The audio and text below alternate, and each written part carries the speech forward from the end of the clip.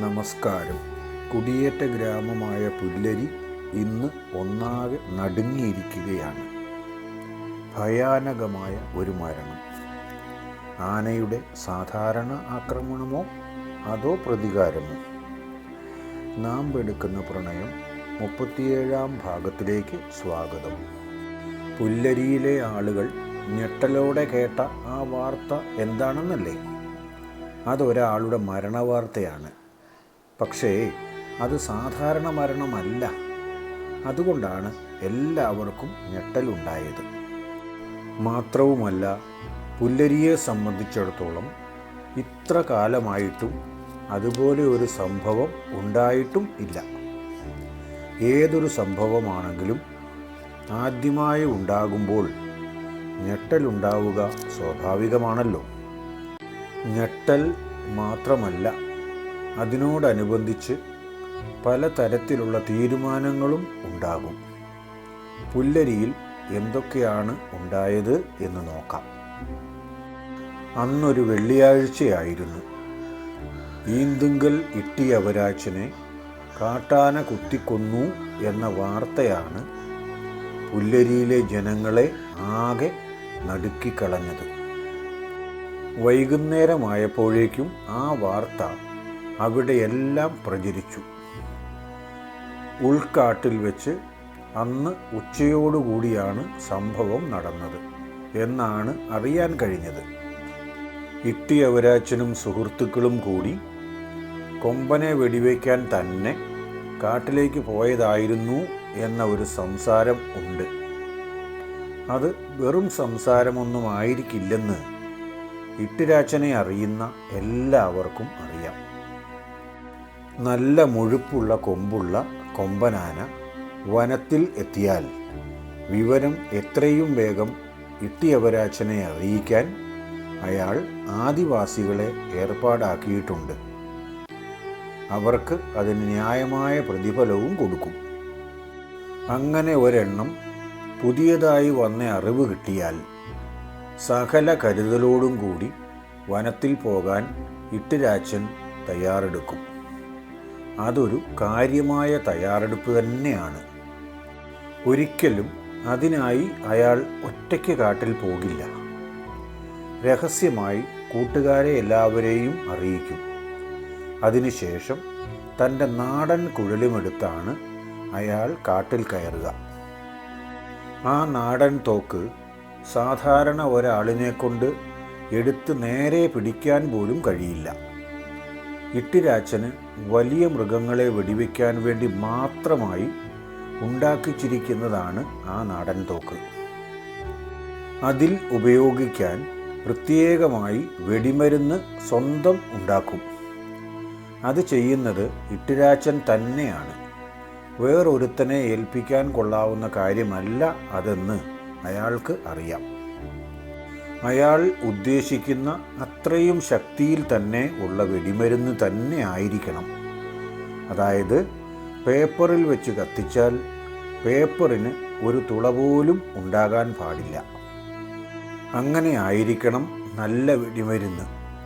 എത്ര തവണ അരച്ചാലും ശരി, ആ പരുവത്തിൽ കിട്ടണം. അത് ഇട്ടിരാച്ചന് നിർബന്ധമാണ്. ഇപ്പോൾ പറഞ്ഞത് ഇട്ടിയവരാച്ചൻ്റെ ഒരു മുഖം മാത്രം. കാട്ടിലെ മൃഗങ്ങൾ ഭീതിയോടെ ഓർക്കുന്ന ആ മുഖം. ഇനി മറ്റൊരു മുഖം കൂടിയുണ്ട് അയാൾക്ക്. അയൽക്കാരുടെ അതിരുമാന്തി കയറിയെടുക്കും. അങ്ങനെ എത്ര കിട്ടിയാലും മതിയാകാത്ത ഇട്ടിയവരാച്ചൻ. ഈ ഇട്ടിയവരാച്ചനാണ് ഈ അടുത്ത കാലത്തായി സ്ഥലം കയ്യേറ്റവുമായി ബന്ധപ്പെട്ട് കുഞ്ഞവരാച്ചനുമായി വലിയ തർക്കമുണ്ടായിരുന്നത്.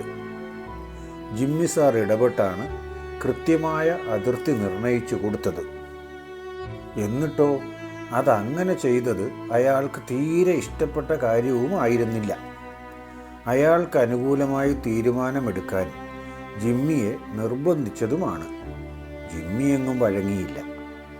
കൃത്യമായി അങ്ങനെ നിയമം പാലിച്ചതിന് കൊടുക്കേണ്ടത് ജിമ്മി സാറിനെ കൊടുക്കും എന്ന് പറഞ്ഞു വെല്ലുവിളിച്ചിട്ടാണ് അയാൾ അന്ന് അവിടെ നിന്നും പോയത്. ആ വെല്ലുവിളി അയാൾ നടപ്പിലാക്കിയതാണോ ഈ അടുത്ത ദിവസങ്ങളിൽ ജിമ്മിക്ക് അപകടം സംഭവിച്ചത് എന്നും പലർക്കും സംശയമുണ്ട്. വഴിയിൽ തടഞ്ഞു നിർത്തി ആക്രമണമായിരുന്നല്ലോ.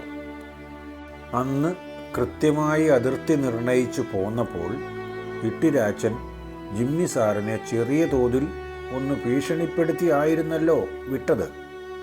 അത് പലർക്കും അറിയാവുന്നതുമാണ്.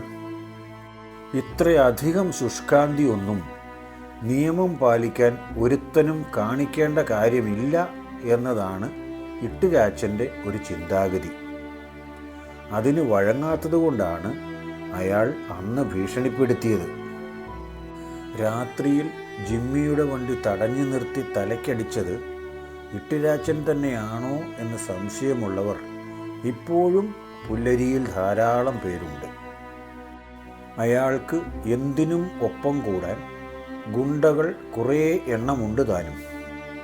എല്ലാം കൂടി ചേർത്ത് വെച്ച് നോക്കുമ്പോൾ രാത്രിയിൽ ജിമ്മിയെ അടിച്ചതും ഇതേ ഇട്ടിയവരാച്ചൻ തന്നെ ആകാനാണ് സാധ്യത മുഴുവൻ. ഇട്ടിരാച്ചൻ കൊല്ലപ്പെട്ട സംഭവം കേട്ടതോടെ അപ്പച്ചൻ ചേട്ടൻ ആകെ ഭയന്നുപോയി. കാരണം അന്ന് ഉച്ചയോടുകൂടി മാമച്ചൻ ചേട്ടനെയും കൂട്ടി കാട്ടിൽ വെടിക്ക് പോകാൻ വിചാരിച്ചിരുന്നതാണല്ലോ. മാമച്ചൻ വരാൻ വൈകിയതുകൊണ്ട് മാത്രം അന്ന് പോകാതിരുന്നതാണ്. ബാക്കി ഒരുക്കങ്ങളെല്ലാം പൂർത്തിയായിരുന്നു. ഏതായാലും അന്ന് പോകാഞ്ഞത് നന്നായി.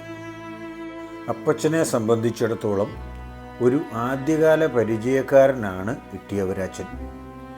ഈന്തുങ്കൽ കുടുംബവും പടവിൽ കുടുംബവും ഏതാണ്ട് ഒരേ കാലഘട്ടത്തിലാണ് പുല്ലരിയിൽ കുടിയേറിയത്. അവർ കൂടുതൽ ആളുകൾ ഉള്ളതുകൊണ്ട് കുറച്ചുകൂടി അകലേക്ക് പോയി സ്ഥലം വാങ്ങി. അന്ന് ഇട്ടിയവരാച്ചൻ്റെ അപ്പൻ പറഞ്ഞത് കൂടുതൽ കുഞ്ഞുങ്ങളുള്ള കോഴി അകലെ ചികയണം എന്നാണ്.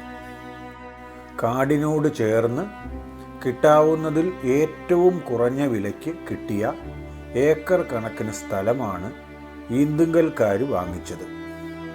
വാങ്ങിയതിനേക്കാൾ കൂടുതൽ സ്ഥലം കാട്ടിൽ നിന്നും കയ്യേറി അവകാശമാക്കി എടുക്കുകയും ചെയ്തു. പിന്നീട് അതിന് പട്ടയം വാങ്ങിക്കുകയും ചെയ്തു. അങ്ങനെ ഇപ്പോൾ കുറേ അധികം സ്ഥലം ആ കുടുംബത്തിന് ഉണ്ട്. അതിൽ കുറേ സ്ഥലം റബ്ബർ തോട്ടങ്ങളും മറ്റു കുറേ സ്ഥലം തെങ്ങിൻ തോട്ടങ്ങളുമാണ്.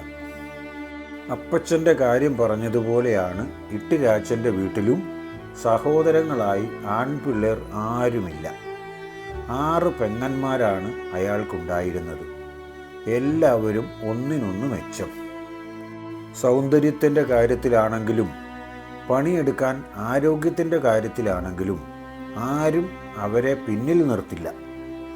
അവരെയെല്ലാം നല്ല നിലയിൽ കല്യാണം കഴിച്ചയച്ചു. അതെല്ലാം ഇട്ടിരാച്ചൻ്റെ അപ്പൻ ജീവിച്ചിരിക്കുന്ന കാലത്ത് തന്നെ കഴിഞ്ഞു. അതോടെ പല വഴിക്കായി കിട്ടിയ സ്ഥലം മുഴുവനും ഇട്ടിരാച്ചന് സ്വന്തമായി. ഇത്രയൊക്കെ സ്ഥലവും സമ്പത്തും ഉണ്ടെങ്കിലും പാവപ്പെട്ടവനായ കുഞ്ഞവരാച്ചൻ്റെ സ്ഥലത്തിൽ നിന്നും കയ്യേറാനുള്ള പ്രവണതയാണ് അന്ന് ജിമ്മിയും ശങ്കരനും താൽക്കാലികമായി തടയിട്ടത്. ജിമ്മിയെ ആക്രമിച്ചതുപോലും ഇട്ടിരാച്ചൻ്റെ ഗുണ്ടകളാണോ എന്ന് ജിമ്മിക്ക് സംശയമുണ്ടായിരുന്നു. ജിമ്മിക്ക് മാത്രമല്ല, അപ്പച്ചൻ ചേട്ടനും ആ കാര്യത്തിൽ സംശയമൊക്കെ ഉണ്ട്. പോലീസിലും ഫോറസ്റ്റ് ഡിപ്പാർട്ട്മെൻറ്റിലും വിവരമറിയിച്ചതിന് ശേഷം നല്ല സന്നാഹത്തോടു കൂടിയാണ് ശവശരീരം കിടക്കുന്ന കാട്ടിലേക്ക് ആളുകൾ പോയത്. വേണ്ടി വന്നാൽ കൊമ്പനെയാണെങ്കിലും വെടിവെക്കണം. അതിന് ധൈര്യമുള്ള നാട്ടുകാരെയും പോലീസിൻ്റെ കൂടെ കൂട്ടിയിരുന്നു.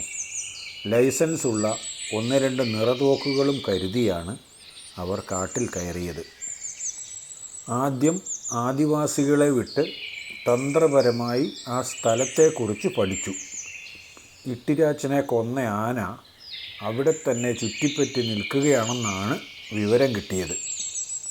അവൻ അവിടെ നിന്നും മാറാതെ ഒരു കാരണവശാലും അയാളുടെ ശവശരീരം എടുക്കാനോ പോസ്റ്റ്മോർട്ടത്തിനായി കൊണ്ടുപോകാനോ കഴിയില്ല. വല്ലാത്ത ഒരു വിഷമസന്ധിയിൽ നിൽക്കുമ്പോൾ ആനയെ അവിടെ നിന്നും മാറ്റാൻ എന്തെങ്കിലും വഴിയുണ്ടോ എന്ന് നാട്ടുകാരുമായി പോലീസുകാർ ചർച്ച ചെയ്തു.